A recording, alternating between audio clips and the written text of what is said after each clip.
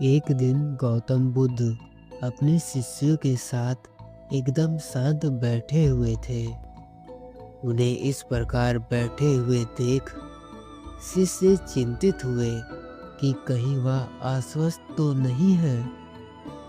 एक शिष्य ने उनसे पूछा, आज वह मौन क्यों बैठे हैं? क्या शिष्यों से कोई गलती हो गई है? इस बीच एक अन्य शिष्य ने पूछा, क्या वह अस्वस्थ है? पर बुद्ध मौन रहे। तभी दूर खड़ा व्यक्ति जोर से चिल्लाया, आज मुझे सभा में बैठने की अनुमति क्यों नहीं दी गई है? बुद्ध आंखें बंद करके ध्यान मग्न हो गए। वह व्यक्ति फिर से चिल्लाया, मुझे प्रवेश की अनुमति क्यों नहीं मिली? इसी बीच एक उदार शिष्य ने उसका पक्ष लेते हुए कहा कि उसे सभा में आने की अनुमति प्रदान की जाए। तभी बुद्ध ने आंखें खोली और बोले, नहीं, वह अछूत है, उसे आज्ञा नहीं दी जा सकती। यह सुनकर शिष्यों को बड़ा आश्चर्य हुआ।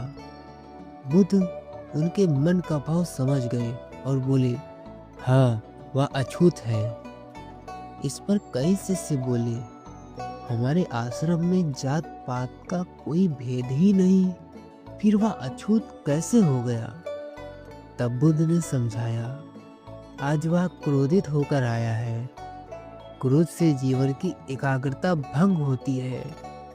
क्रोधी व्यक्ति प्रायः मानसिक हिंसा पर बैठता है।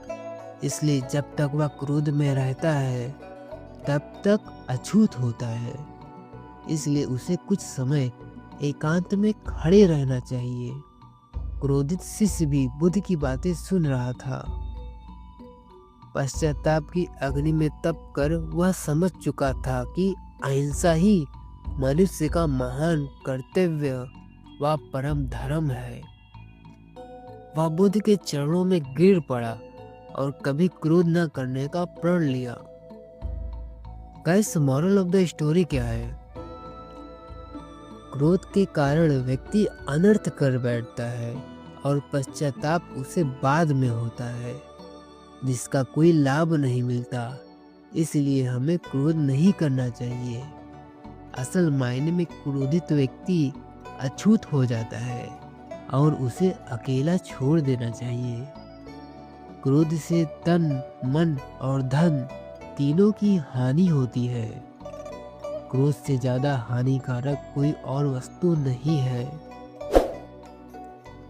गाइस, आपको यह वीडियो कैसी लगी हमें कमेंट में जरूर बताइएगा। वीडियो अच्छी लगी तो लाइक, शेयर और सब्सक्राइब कर नोटिफिकेशन बेल को ऑन कर दीजिएगा।